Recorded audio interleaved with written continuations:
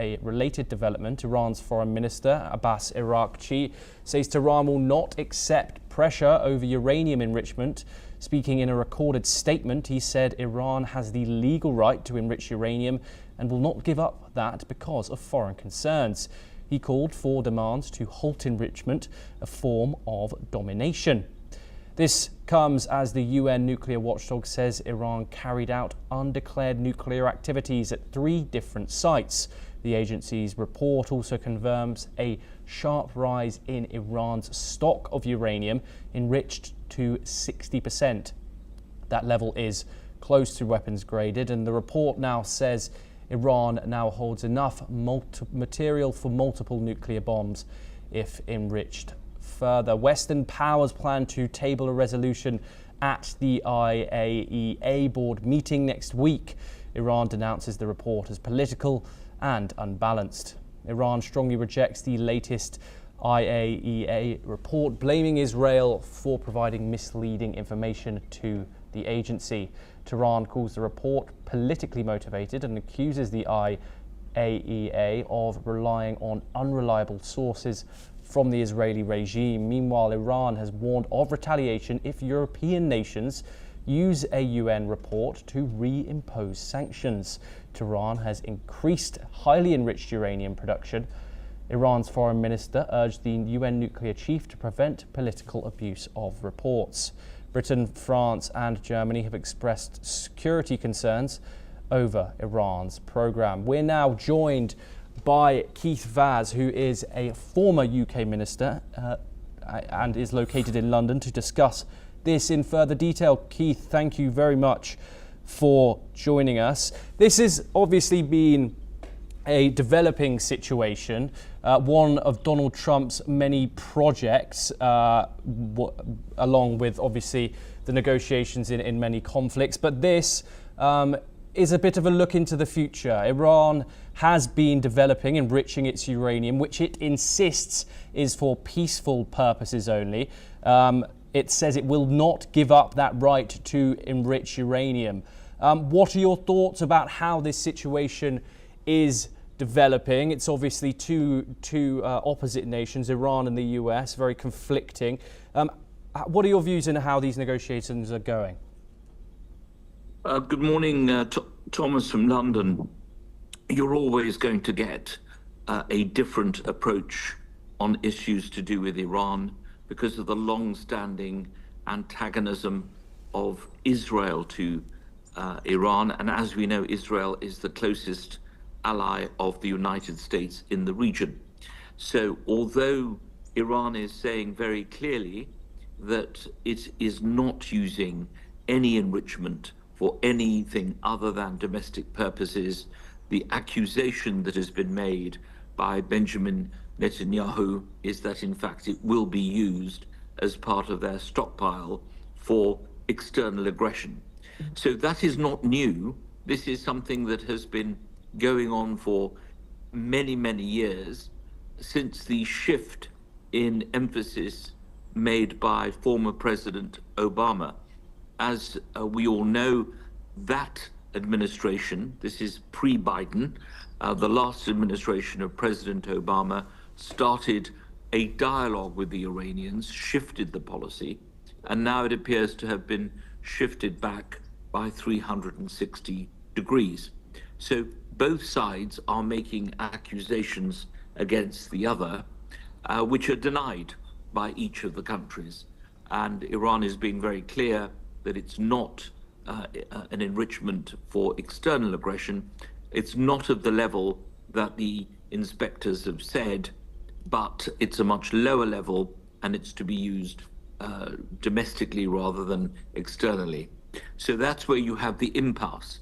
That is why the role of Oman is so critical to any discussions between the United States and Iran. And Oman has been the mediator, the honest broker, trusted by both sides. And the Omanis have obviously said that they are keen to carry on with that dialogue.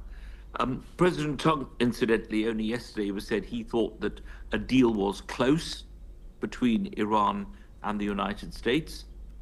As you know, he does use this language quite often, but allies such as Mr. Netanyahu and others are saying that is not the case.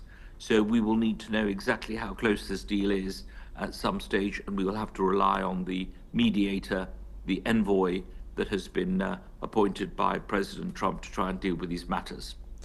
Yes, and Keith, what have been your thoughts on the communication between both of the countries? We've obviously have had a mix of both indirect talks and direct talks, majority of which have been indirect interactions.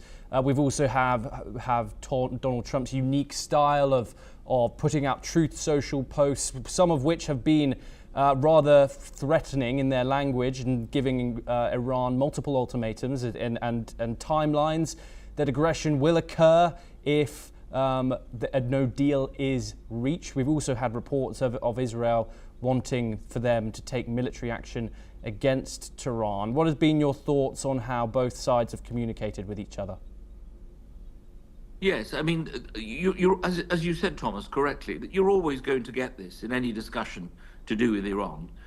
There are many, many events going on in the world, all of which, incidentally, involve the United States in some way or the other. The Ukrainian situation, the Middle East situation, and Iran. If you're going to be a world power, then you're going to be involved in all these kinds of activities. But clearly, there is a dispute between the independent inspectors and the government of Iran.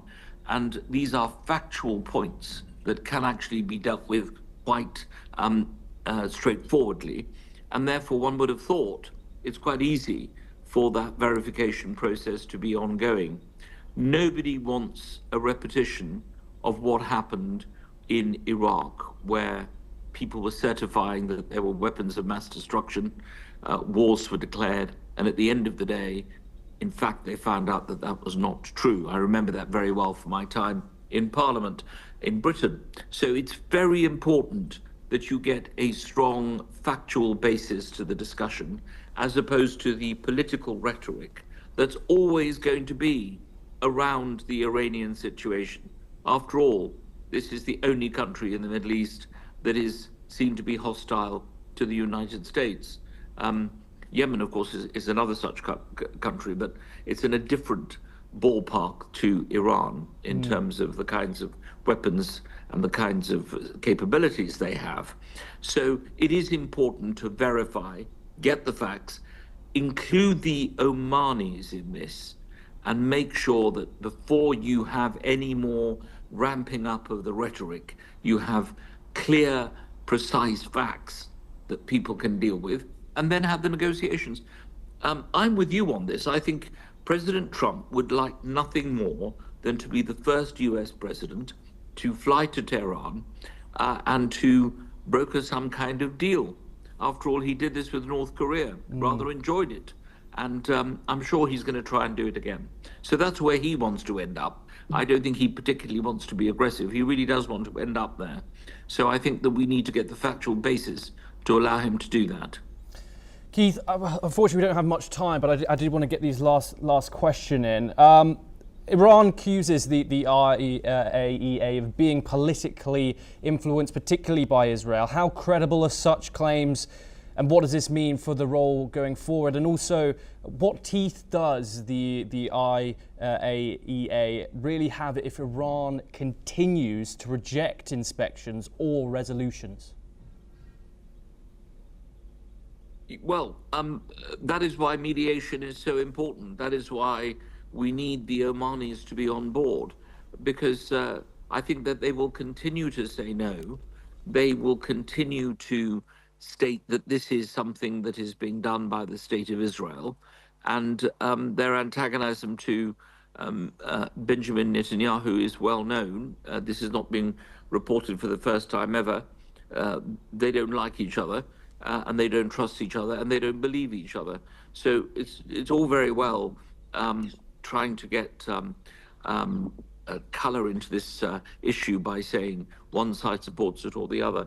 You have to have an honest broker in order to make it work, and that is Oman. And that's why it's very important that the Omanis are involved in this situation.